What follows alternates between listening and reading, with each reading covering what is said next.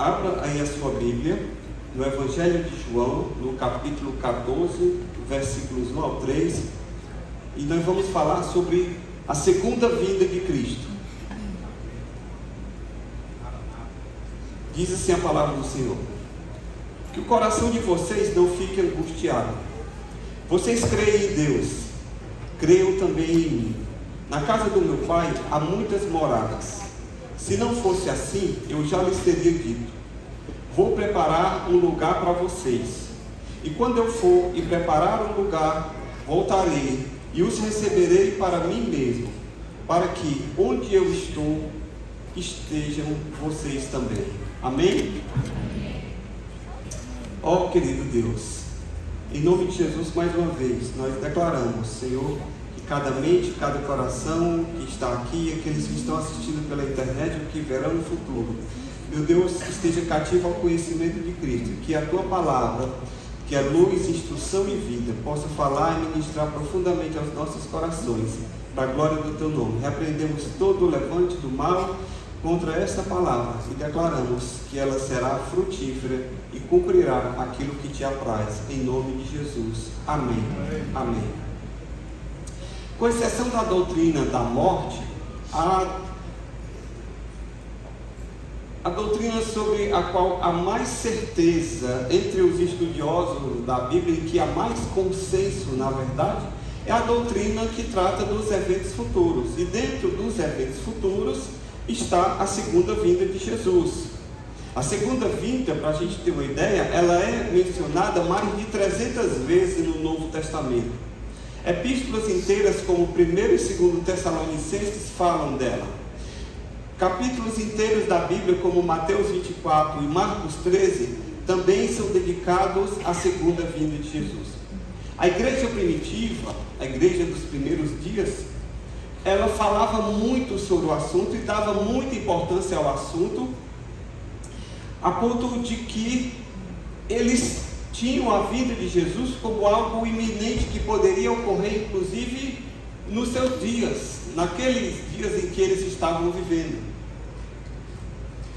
Por isso que a gente vê lá, por exemplo, em Atos 2,42, muitas pessoas vendendo as suas propriedades, porque eles acreditavam que Jesus estava muito próximo de voltar, e então eles vendiam suas propriedades para poder socorrer os demais irmãos da fé na igreja que estavam passando por necessidade.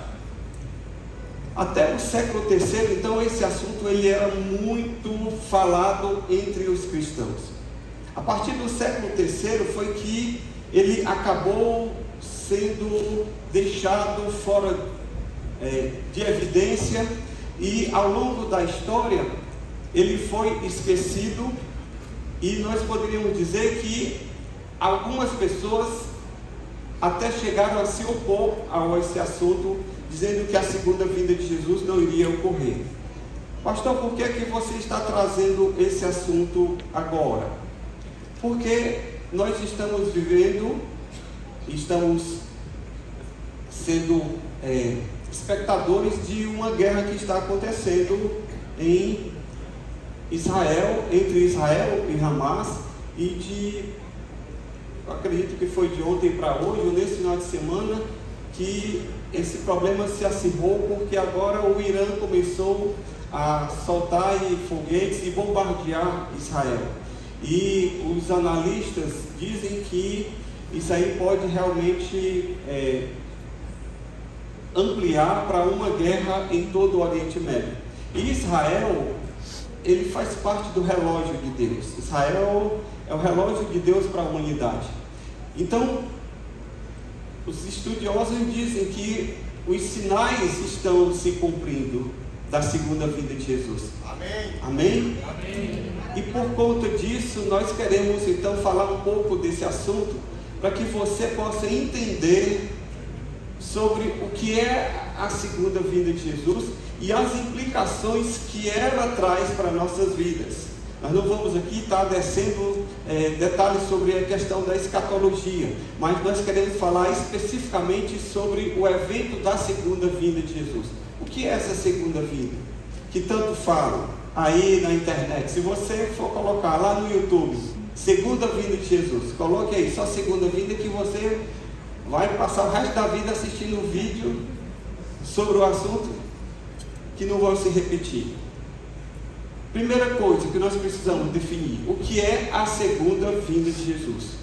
Muitos textos da Bíblia indicam claramente que Jesus vai voltar. O próprio Jesus, em seus discursos, ele prometeu, que ele falou dos finais dos tempos, ele fala da segunda vinda, especificamente lá em Mateus capítulos 24 e 25. Lá em Mateus 24, 30 diz o seguinte: então aparecerá no céu o sinal do Filho do Homem. Todos os povos da terra se lamentarão e verão o Filho do Homem vindo sobre as nuvens do céu com poder e grande glória. O próprio Jesus, no texto que nós lemos há pouco, no capítulo 14 de João, no versículo 3, ele diz: e quando eu for e preparar o lugar, voltarei e vos receberei para mim mesmo, para que onde eu estou, estejam vocês também. Então o próprio Jesus não só falou, mas ele prometeu. Ele disse: ó, eu vou, mas eu vou voltar, porque onde eu estou, eu quero que vocês estejam também. Amém? Amém. O próprio Jesus faz questão de que eu e você estejamos com ele por toda a eternidade. E ele vai voltar. E a palavra de Deus, que é fidedigna, vai se cumprir. Portanto, você pode ter certeza, assim como você sabe que a morte é um evento certo na vida do ser humano, de acordo com a Bíblia Sagrada, a segunda vinda de Jesus é um evento certo que nós podemos esperar sem sombra de dúvidas. Glória a Deus! Há no Novo Testamento inúmeras declarações diretas acerca do retorno de Cristo. Por exemplo, esse assunto ele fazia parte da igreja primitiva. Ele era um assunto corrente quando os crentes primitivos se reuniam.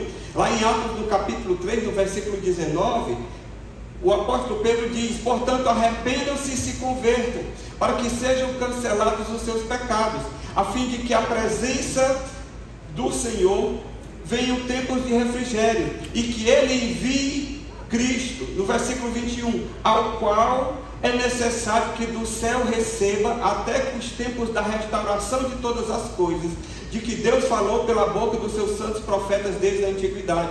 Então, o apóstolo Pedro está dizendo o seguinte: Jesus, ele ressuscitou, ele foi assunto aos céus, ele subiu aos céus, e ele está aguardando até a restauração de todas as coisas, porque ele vai voltar no tempo certo, no relógio de Deus, naquele tempo que eu e você não sabemos, e que nem o próprio Jesus sabe, mas apenas o Pai. Ele disse que ele vai voltar, para que nós possamos estar com ele para toda a eternidade. Amém? Amém. O apóstolo Paulo também foi prolixo nas suas cartas em falar da volta de Jesus. Lá em 1 Tessalonicenses, no capítulo 4, no versículo 15, ele descreve da seguinte forma: e pela palavra do Senhor ainda lhe declaramos o seguinte: nós, os vivos, os que ficarmos até a vinda do Senhor, de modo algum precederemos os que dormem, porque o Senhor mesmo, dada a sua palavra de ordem, ouvida a voz do arcanjo e ressoada a trombeta de Deus, descerá dos céus, e os mortos em Cristo ressuscitarão primeiro. Depois nós, os vivos, os que ficarmos, seremos arrebatados juntamente com eles entre as nuvens, para o encontro com o Senhor nos ares, e assim estaremos para sempre com o Senhor. Amém? Amém? Glória a Deus. Irmãos, no mundo cheio de mazelas, cheio de violência, cheio de tanta coisa ruim que nós estamos vivendo, isso aqui é um refrigério, isso aqui é uma esperança. Você sair daqui e ir para um lugar de eterno gozo, na presença do Senhor, e estar com Ele para sempre. Não existe nada que dê mais esperança, não existe nada que seja mais consolador do que isso. Aí você diz assim: pastor, e quando ocorrerá essa segunda vida? Qual será o tempo dessa segunda vida de Jesus? Como eu falei há pouco, Deus ele estabeleceu o tempo, mas ele não revelou o tempo. Por isso Jesus insistia em destacar o caráter inesperado da segunda vinda. E por isso, porque é uma circunstância, é um evento que ele não tem data para acontecer, há uma necessidade de vigilância daqueles que aguardam esse evento. Amém?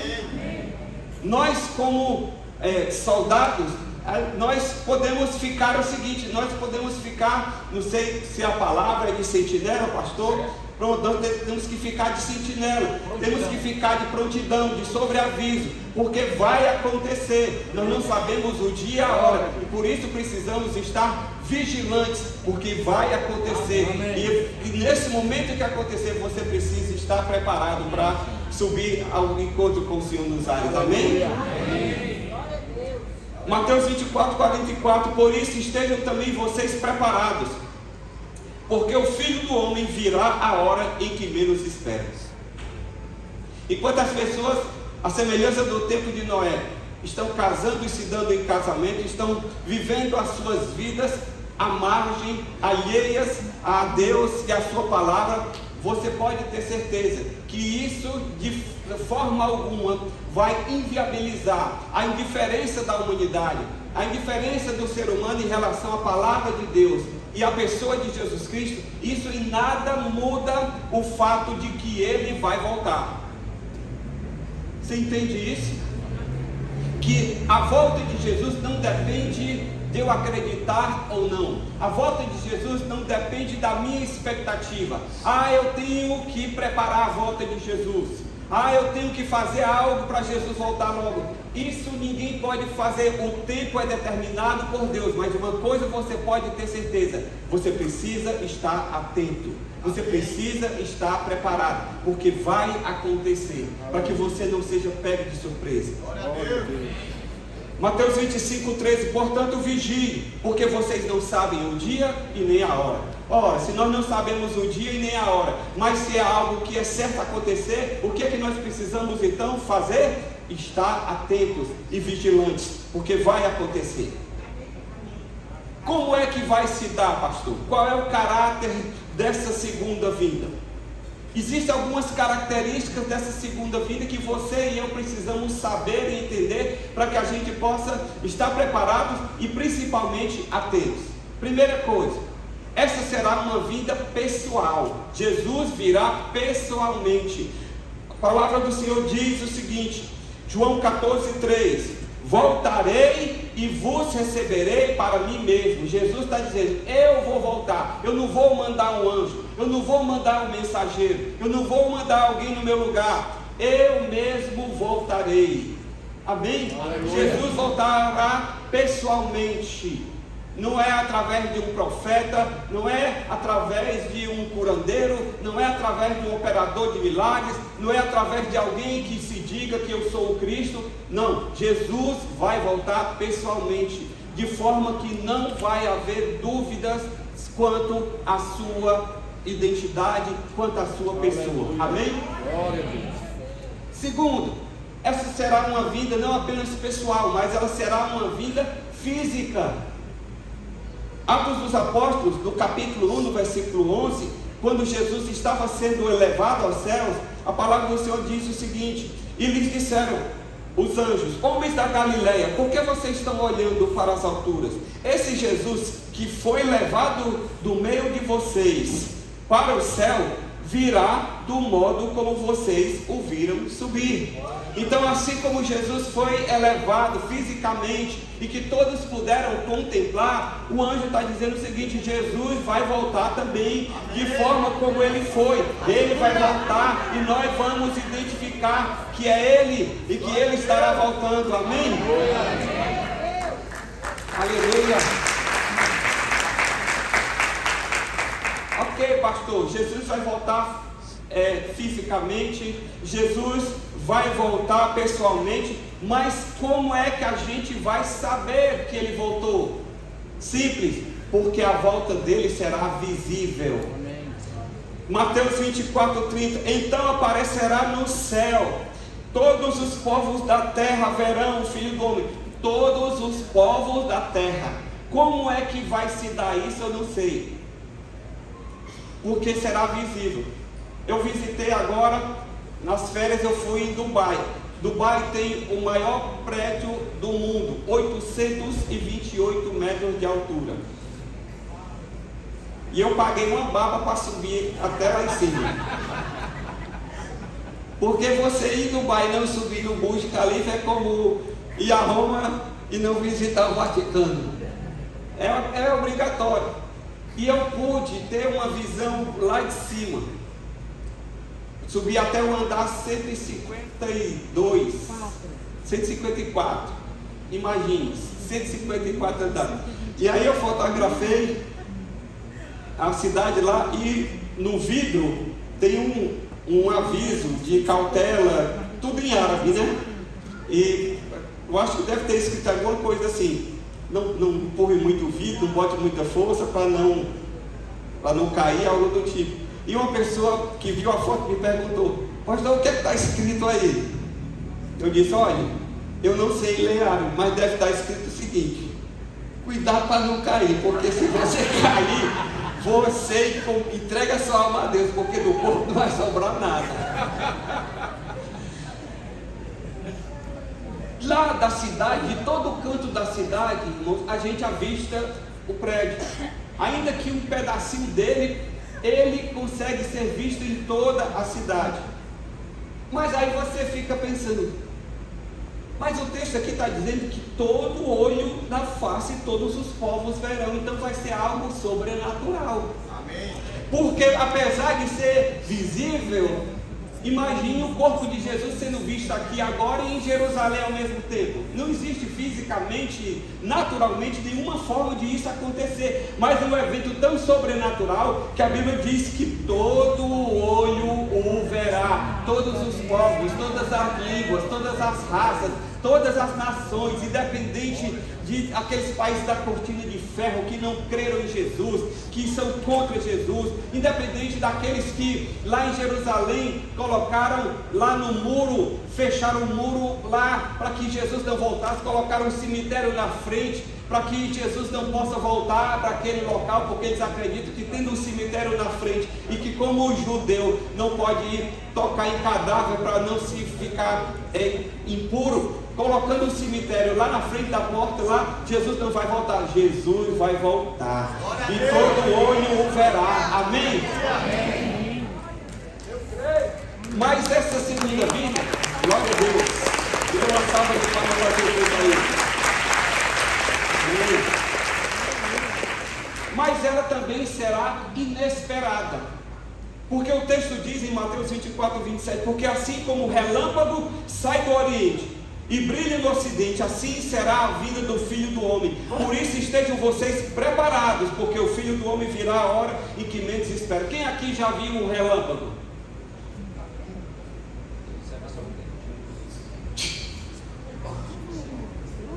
Rápido. O texto diz: assim como o relâmpago que sai do oriente e se mostra no ocidente, assim será a vinda do Filho do Homem. Vai ser inesperado. Quando as pessoas estarão aí, muitas delas indiferentes, muitas delas descrentes, muitas delas nem sem ter conhecimento acerca da vinda de Jesus, o certo é que vai acontecer e ela vai ser inesperada.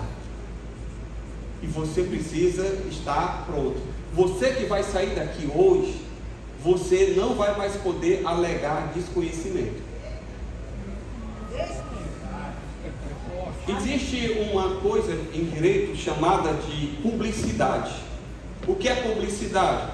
Por exemplo, uma vez que uma lei ela é publicada no Diário Oficial, ela está sendo dada publicidade daquela lei. Mas eu nunca li o Diário Oficial. Ninguém quer saber. Uma vez que foi publicado lá, se tornou oficial e tem que ser cumprido. É verdade. É o princípio da publicidade. Então deixa eu lhe dizer uma coisa. Aqui hoje está sendo cumprido o princípio da publicidade quanto à vinda de Jesus. Todo mundo que está aqui, ninguém vai poder sair daqui inocente, dizer que não estava sabendo, que nunca avisaram, que veio para a igreja e que nunca foi falado desse assunto. Você, a partir de hoje, vai ter o privilégio de poder esperar Jesus e se preparar. E se você não estava nessa vibe aí, se você estava vivendo aí meio, como é que eu poderia dizer a palavra? Alheio, você agora não tem mais desculpa.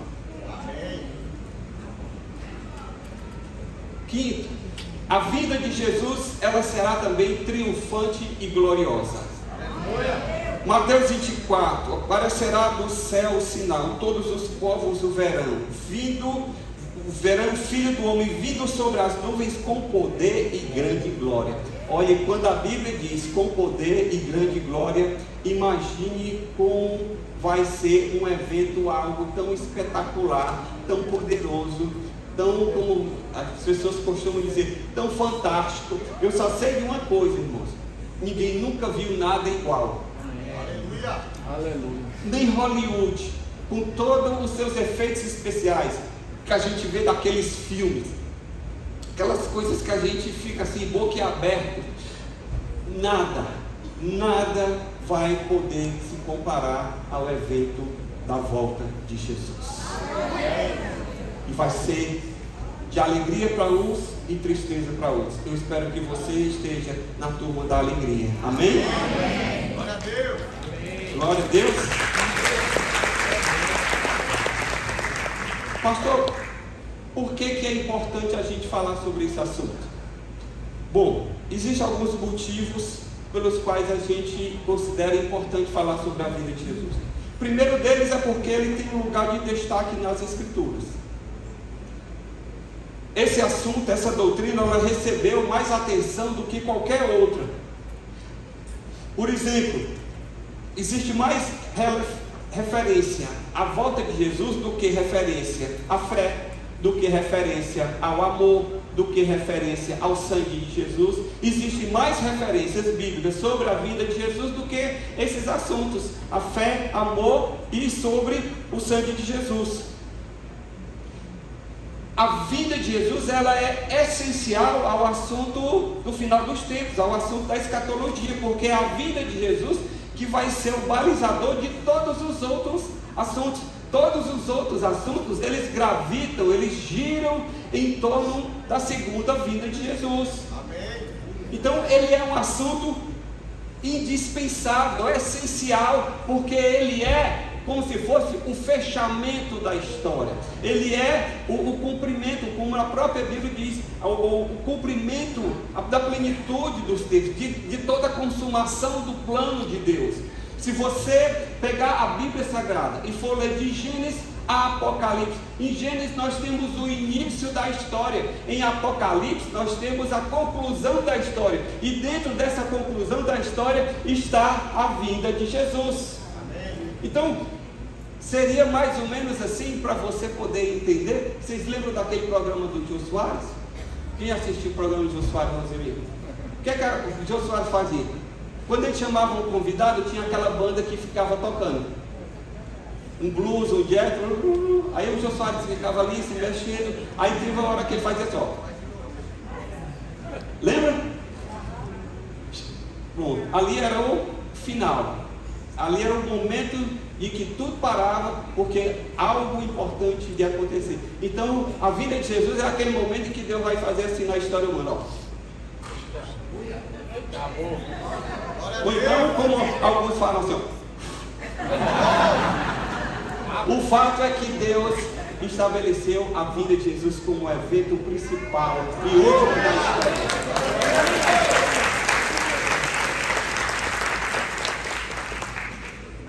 Por que é importante esse assunto? Porque esse assunto ele é a chave para que a gente possa entender toda a Escritura.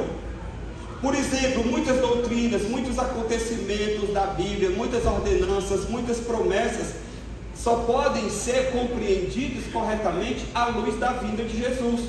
Amém. Os tempos de Noé só podem ser compreendidos à luz da vinda de Jesus.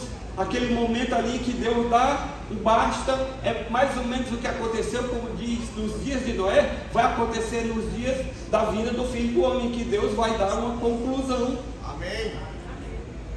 A transladação de Elias e Enoque também só pode ser corretamente entendida à luz da segunda vinda de Jesus. Por quê? Porque eles foram elevados ao céu. A vida deles foi elevada, e aí a história deles ainda está incompleta, e a vinda de Jesus vai ser o momento em que Deus vai dar um fim e vai completar toda a história, por exemplo, da vida deles.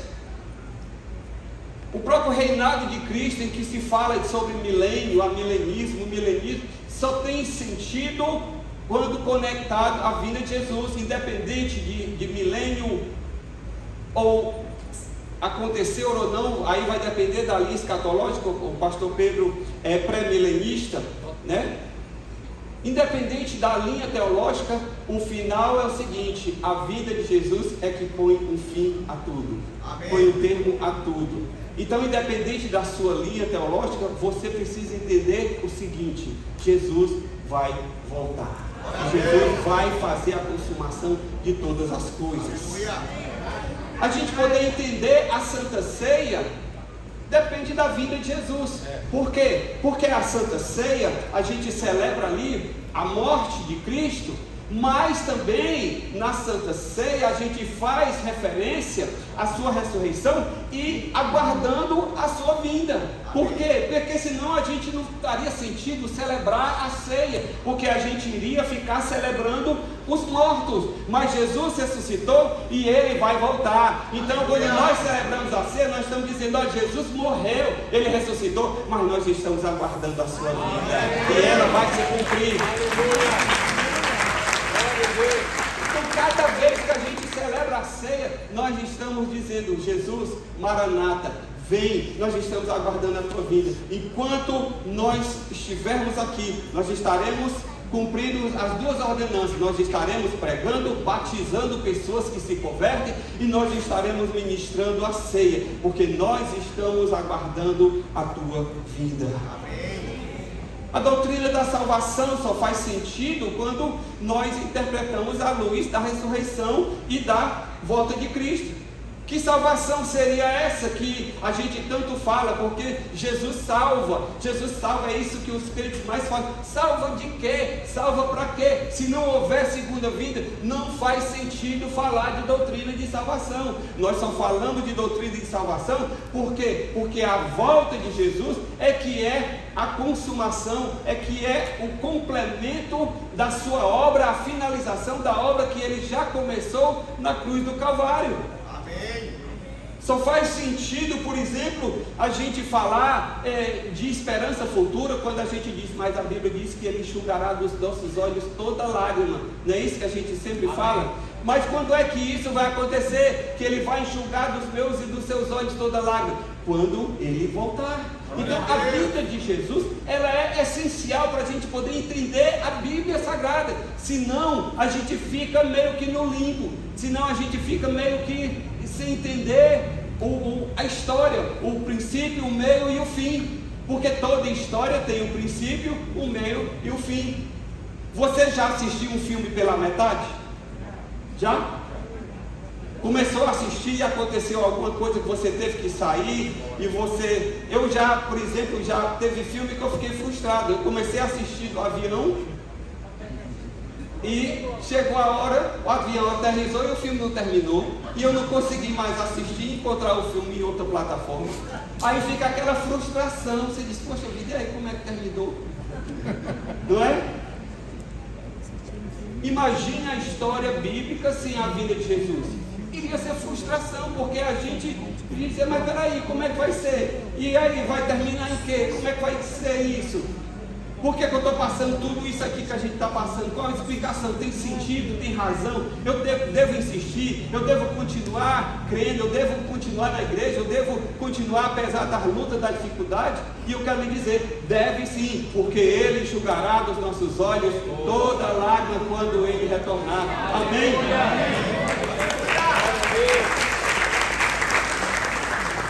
Pastor, por que é importante falar da vinda de Jesus? Porque a segunda vinda de Jesus é a esperança da igreja.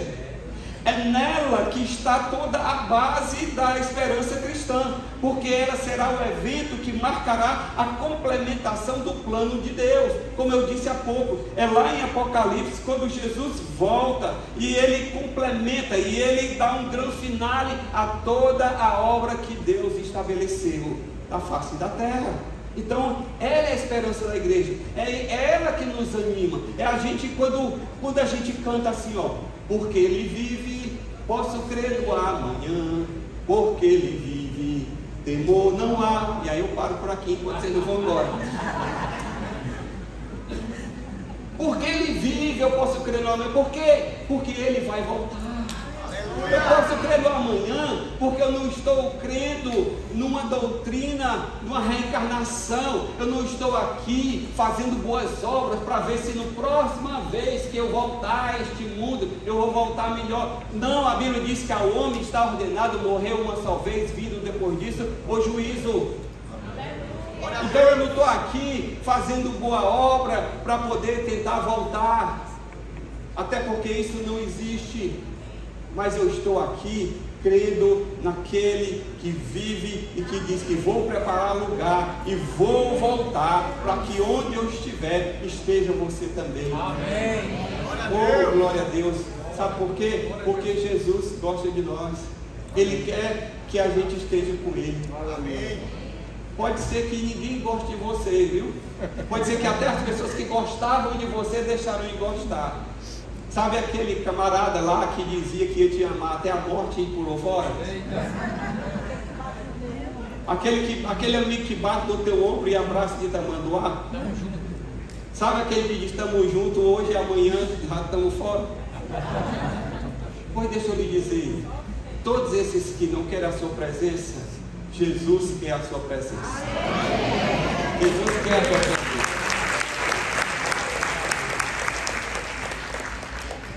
Por que a vida de Jesus é importante, pastor? Porque ela é um incentivo para a nossa vida cristã. Aqueles que têm essa esperança na segunda vinda de Jesus, irmãos, nunca abandonam a sua fé. Quem crê na vida de Jesus, quem crê na Bíblia Sagrada, não vai abandonar a fé. Por maior que seja a luta, por maior que seja a dificuldade. Pode estar chovendo canivete, eu não quero saber, eu vou aqui trincar o dente, vou ficar firme aqui e vou até o final, porque eu tenho uma esperança. A certeza da vinda de Jesus me dá esperança para enfrentar a vida, as lutas e as dificuldades. Aleluia, glória a Deus. Por que ela é importante? Por que ela me incentiva? Primeiro, porque ela me induz à autopurificação. 1 João 3,3, e todo que tem essa esperança, nele purifica a si mesmo. Isso aí é um alarme que está programado para dizer, ó, preste atenção. Viu? Daqui a pouco pode ser que ele pisque de novo, é para você não dormir.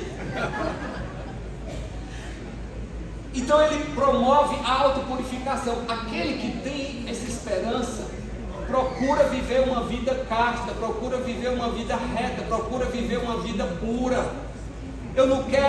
Eu sei que Jesus vem buscar uma noiva gloriosa, amém?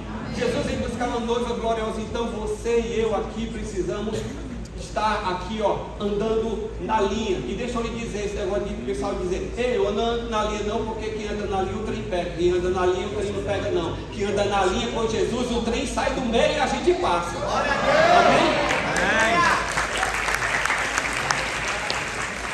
Por que é incentivo?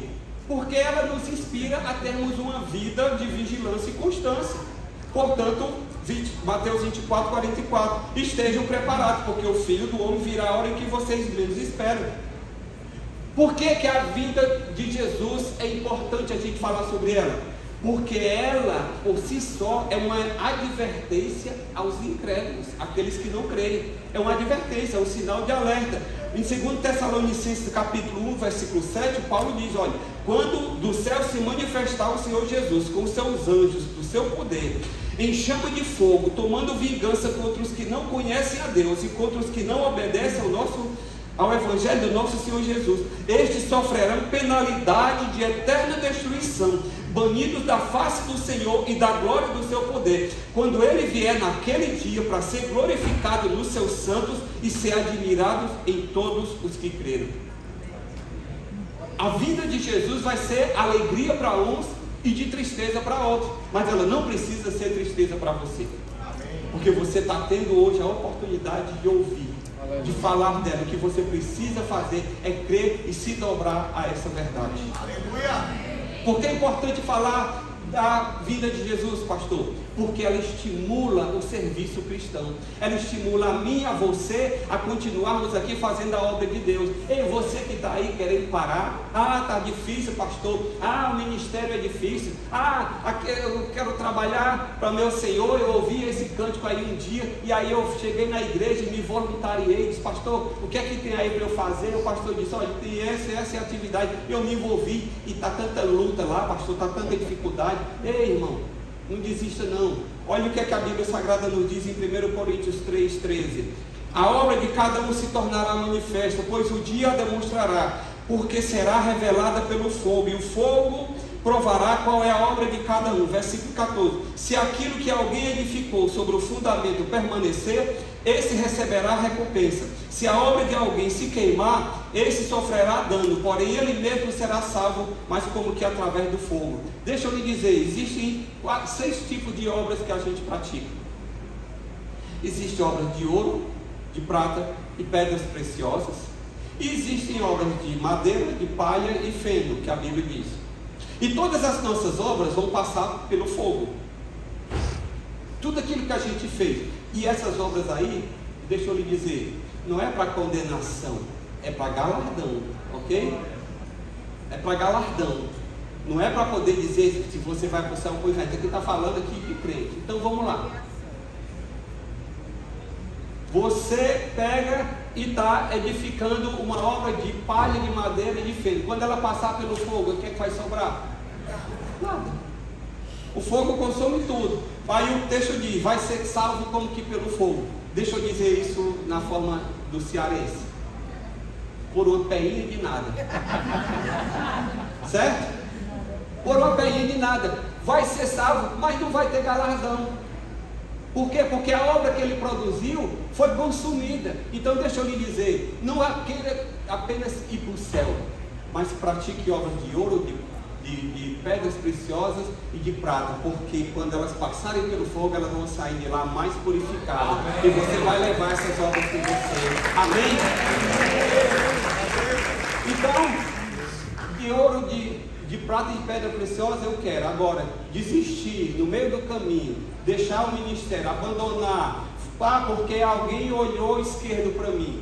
Pois quando ela olhar direito, não interessa, meu amigo, eu vou para o céu, e não vai ser o beiço de alguém que fez beiço para mim, que eu vou agora desistir da obra de Deus. Porque eu fui traído, porque me enganaram, porque eu fui sincero. Olha, deixa eu lhe dizer, uma vez um pastor disse para mim, eu me relaciono com as pessoas esperando o pior delas, se vier alguma coisa louca. Alguma coisa boa louca. Eu disse, não, eu não quero isso para mim não. Eu vou estar na igreja e eu vou me relacionar com as pessoas esperando o melhor delas. Amém. Se vier alguma coisa ruim, entra no campo da exceção.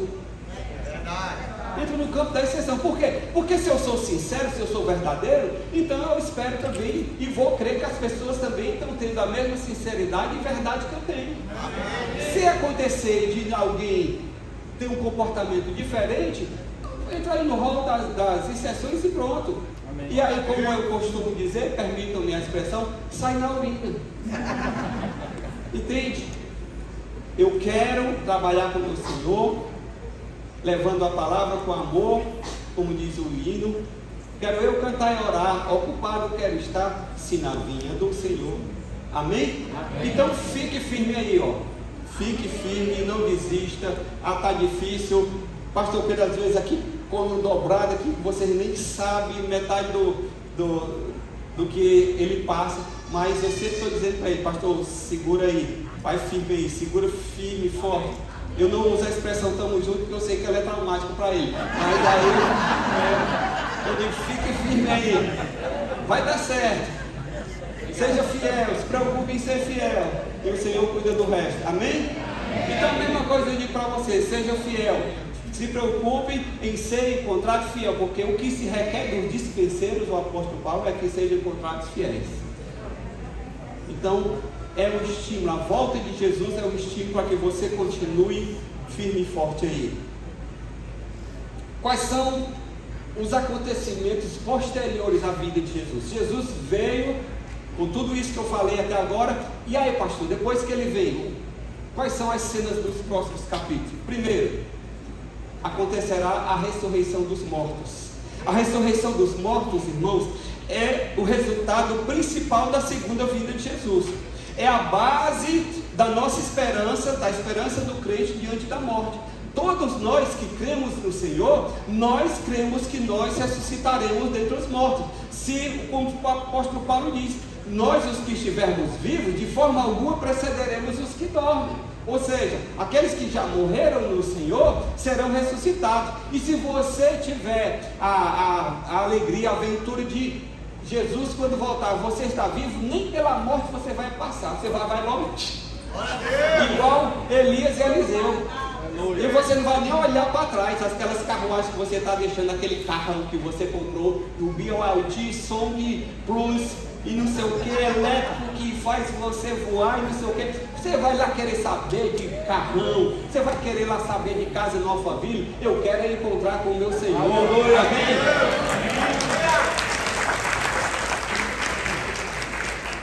Ressuscitaremos dos mortos. Embora a morte seja parte inevitável, nós seremos, pela ressurreição, nós seremos livrados do seu poder. O apóstolo Paulo diz em 1 Coríntios 6,14: Deus ressuscitou o Senhor e também nos ressuscitará pelo seu poder. Ponto final. Paulo está dizendo, o mesmo poder que ressuscitou a Jesus, esse mesmo poder vai ressuscitar a mim e a você que crê nele. Amém. O mesmo poder. A ressurreição, ela abrange tanto a crentes quanto incrédulos. Todas as pessoas que morreram antes de Jesus voltar vão ressuscitar, todos. Aí agora é que a coisa vai começar a ter desfechos diferentes. Atos 24:15, de que haverá ressurreição tanto de justos como de injustos, diz a palavra do Senhor. Aí depois que houver a ressurreição de todo mundo, aí é a próxima etapa, juízo final. Todos irão enfrentar o juízo final. Será um acontecimento posterior à segunda vinda e terá um caráter universal, onde todos os segredos serão revelados. Tudo o que ocorreu até então será avaliado, será passado a limpo. Não diria o Boris Casoy, a gente tem que passar o Brasil a limpo, pois na segunda vinda de Jesus, no juízo final, Deus vai passar tudo a limpo. Tudo. Todos os segredos serão revelados. Romanos 14:10, pois todos temos que comparecer diante do tribunal de Deus. Assim, pois cada um de nós prestará conta de si mesmo a Deus. Os crentes, pastor, o que é que vai acontecer? Os crentes, irmãos, não vão ser julgados em relação aos seus pecados. Sabe por quê? Porque esses já foram perdoados na cruz de Cristo. Oh, glória! Amém? A gente vai ser julgado, mas deixa eu lhe dizer, não é para condenação não.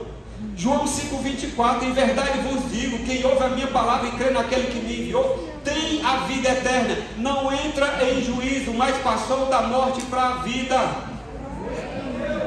Os crentes, eles aguardam esse momento com ansiedade, para receber, sabe o que? A herança, a recompensa. Mateus 25:34, venham benditos do meu Pai, venham herdar o reino que está preparado para vocês desde a fundação do mundo. É para isso que você vai ressuscitar, para passar para o reino de Deus que está preparado desde a fundação do mundo para você. 2 Timóteo 4:8, desde agora me está guardada a coroa da justiça, que o Senhor, reto juiz, me dará naquele dia, não somente a mim, mas a todos que amam a sua vinda. Ei, há sim uma recompensa, há sim um galardão aguardando por mim e por você. Glória a Deus por isso. Então você não precisa ter medo do julgamento, porque esse julgamento, ele vai ser, como eu disse, para salvação. Esse julgamento você já vai estar salvo, ele vai ser apenas para galardão. Agora vamos lá para quem não quis nada com Jesus. O que vai acontecer com os incrédulos? A expectativa é assustadora, pois serão contados entre aqueles que não foram salvos e serão banidos da presença do Senhor. Mateus 25, 41. Afastem-se de mim, malditos, para o fogo eterno, preparado para o diabo e seus anjos. A pessoa vai para o inferno, sabe por quê? Não é porque Deus é ruim, é porque ela não quer se submeter a Deus. Satanás não quis se submeter e Deus criou o inferno para ele e para os anjos dele. E vão fazer companhia a ele todos aqueles que estão na mesma vibe, todos aqueles que não querem se submeter à vontade de Deus. E eu espero que você não esteja entre esses. Amém? Amém? Jesus não quer que você seja entre esses, porque Ele deu a vida dele e pagou um preço enorme na cruz do Calvário, exatamente para que você não precise ir para lá. Deus não vai te mandar para o inferno. O que pode te mandar para o inferno é você mesmo, se você decidir não andar com o Senhor. Glória a Deus. Qual é o padrão de avaliação, pastor? É a vontade de Deus. João 12, 48. Quem me rejeita e não recebe as minhas palavras, tem quem o julgue. A própria palavra que falei, essa o julgará no último dia. E deixa eu lhe dizer, após concluído o julgamento não cabe recurso, hein? Não tem segunda instância, não tem terceira instância, não tem como aqueles mandados lá para a minha mulher se aposentou agora na Justiça do Trabalho. É tanto recurso, tanta coisa, tanto embargo que ela tinha que julgar, que era só protelatório, é só júdice esperneante. A pessoa que perdeu sabe que não vai ganhar, mas fica tentando lá só adiantar o processo e jogar lá para frente. Não vai ter isso, ó. Sentença do Senhor é irrevogável. Aleluia. Ela é definitiva. Então deixa eu lhe dizer, não queira pagar para ver, tá? Não queira pagar para ver. O que é que você precisa fazer? Crer no Evangelho, crer no Senhor, crer na obra de Jesus. Porque aquele que não quiser se submeter a Ele, Mateus 25, 46, e estes irão para o castigo eterno, porém os justos para a vida eterna. Aleluia. Quem quer estar entre os justos? Amém? Eu quero. E você deveria querer também. E por isso que eu estou trazendo essa palavra hoje, para que você possa entender a seriedade.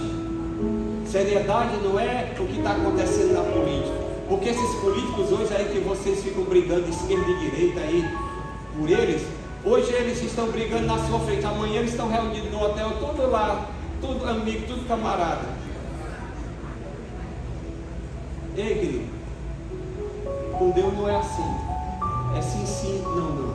Amém. E o Senhor, Ele quer que você esteja entre aqueles todos. E para finalizar, pastor, quais são as implicações, quais são as consequências da segunda vinda? Primeiro, que a história ela não vai seguir o seu curso simplesmente, mas debaixo do governo e da direção de Deus chegará a uma consumação final. A história não vai continuar se repetindo numa sucessão de eventos ad infinito. Não, haverá sim um momento de consumação, haverá sim um momento de ponto final. Assim, quando você escreve uma frase e no final você coloca um ponto dizendo, ó, aqui terminou essa frase, aqui terminou essa expressão, a segunda vinda de Jesus vai ser o ponto final de Deus na história.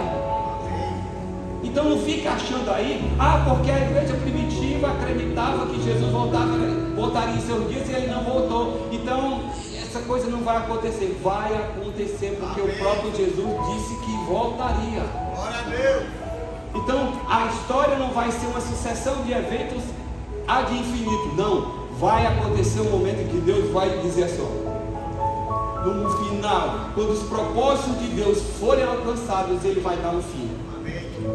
Segundo, nós como cristãos devemos estar vigilantes e trabalharmos na expectativa de um retorno certo do Senhor. Você aí tem que estar com a mão no arado e não olhar para trás, porque aquele que olha para trás não é digno do Senhor. Você pegou no arado, irmão? Mas quem está pegando no arado não é só os pastores, não? Não. Quem pegou no arado?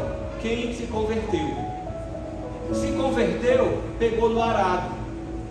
Agora, quem vai agora é para frente. Você não vai pegar o arado e vai voltar para trás, não. Você vai para frente. Amém. Independente se o terreno é pedregoso ou não, você vai para frente. Amém. Amém? Terceiro, nosso corpo terreno vai ser transformado em algo muito melhor. As imperfeições que hoje nós conhecemos vão desaparecer, porque o nosso corpo glorificado não vai ter dor, o nosso corpo glorificado não vai mais ter enfermidade nem morte, amém? Glória a Deus. Então deixa eu lhe dizer, não vai precisar de transplante lá no céu. Sim, eu vou fazer um transplante. Não, você vai ter um corpo glorificado. Tudo que for de doença, tudo que for de mazela que a gente conhece aqui hoje, não precisará de prótese, não precisará de transplante. Você vai ter um corpo glorificado, porque você vai viver eternamente. Glória a Deus. Quarto, chegará um tempo em que a justiça será feita. Deixa eu lhe dizer uma coisa. Você pensa que tudo que está acontecendo aqui, simplesmente a injustiça vai ficar impune? Ela pode ficar impune diante dos homens, mas ela está sendo registrada diante de Deus. E vai chegar um tempo em que Deus vai colocar tudo a limpo. Deus vai esclarecer todas as coisas. A injustiça, a maldade não vai prevalecer para sempre, porque o Senhor vai dar um basta. E quando Deus disser basta, é basta mesmo. E aí, meu querido, deixa eu lhe dizer, tudo aquilo que for de errado, tudo aquilo que for imperfeito, vai ser trazido à luz. Então deixa eu lhe dizer, ande na linha, ande com o Senhor, viva a vida reta, viva a vida certa, viva uma vida diante de Deus, e que você não tenha de que se envergonhar. Amém? Amém? Eu não vi tanto entusiasmo assim.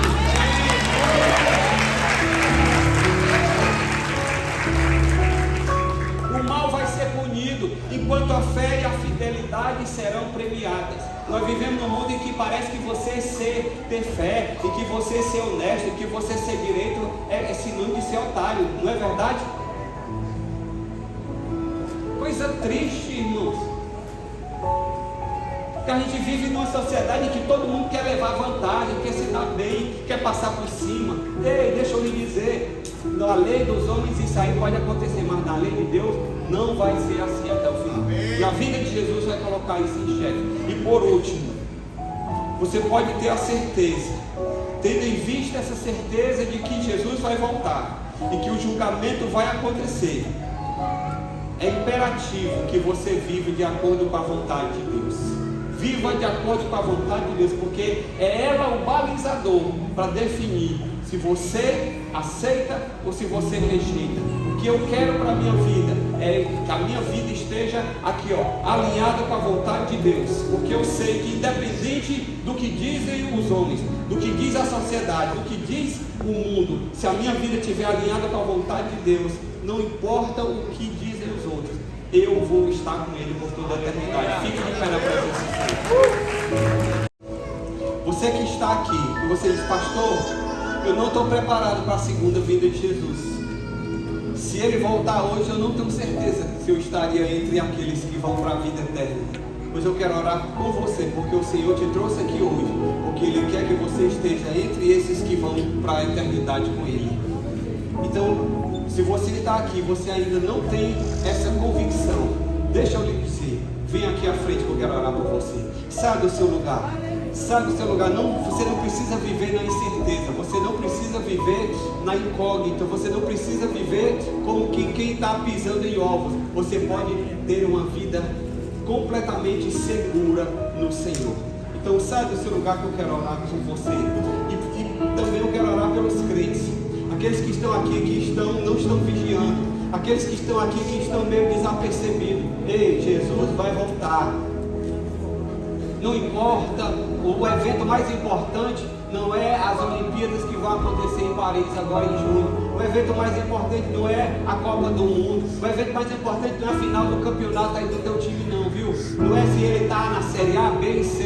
Isso aí é irrelevante do ponto de vista da eternidade. Do ponto de vista da eternidade, o importante é o seguinte: como é que está a sua vida diante do Senhor? Com todo respeito aos torcedores aqui do Ian, do Vovô, do Ferrinho, isso aí é irrelevante. A minha pergunta para você é o seguinte: como é que está a sua vida diante do Senhor hoje? Porque não adianta você se degladiar por conta de time se a sua vida não está diante do Senhor. Nós precisamos entender isso. Nós temos uma cidadania celestial. E a Bíblia diz, o apóstolo Paulo, todo soldado que está arregimentado, que está convocado, não se envolve com os negócios dessa vida. Então, alerte, fique esperto, sirva ao Senhor, dê o melhor da sua vida, dê o melhor do seu tempo, o melhor do seu dia, o melhor das suas forças, o melhor, como diz a Bíblia, ama ao Senhor de todo o teu coração, de toda a tua alma, de todas as tuas forças, porque é isso que vai contar para a eternidade. E você não pode viver desapercebido. Enquanto o grupo canta aqui um cântico, nós vamos orar e você tem a oportunidade de sair do seu lugar para estar orando. O pastor Pedro vai estar aqui comigo orando no encerramento desse culto. Eu espero sinceramente que ninguém que está aqui saia daqui da mesma forma. Deus não te trouxe aqui para você sair daqui da mesma forma. O Espírito Santo falou com você. Vem aqui que eu quero orar com você. Aleluia. Porque Ele vive, eu posso crer no amanhã. Aleluia. Porque Ele vive,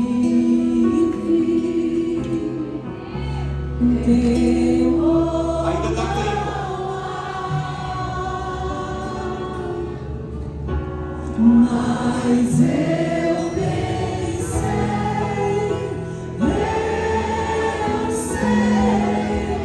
que a minha vida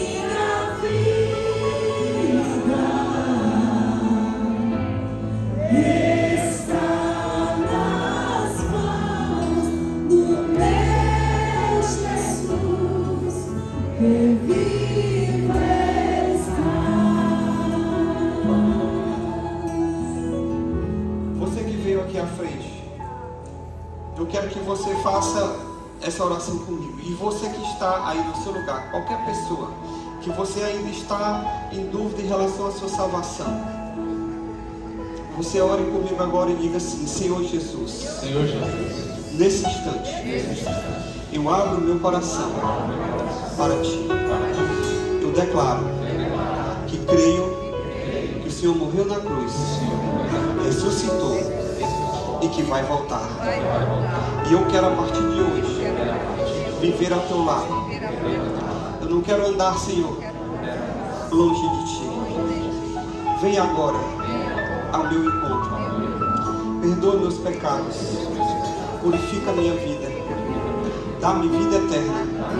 Escreve o meu nome no livro da vida, para nunca mais ser apagado. Em nome de Jesus. Amém. Amém. Pai amado, em nome de Jesus, eu quero te pedir que o Senhor dê agora convicção de salvação. Isso é só o Teu Espírito que pode fazer. Tua palavra foi pregada, o apelo foi feito, mas essa obra é o Teu Espírito que faz. Faz assim, Senhor. Confirma no coração, na mente dessas pessoas que elas pertencem a Ti a partir de hoje, para a glória do Teu nome, em nome de Jesus. Amém. amém, amém, amém. A gente tem um presentinho para dar para vocês, para vocês sigam essas pessoas.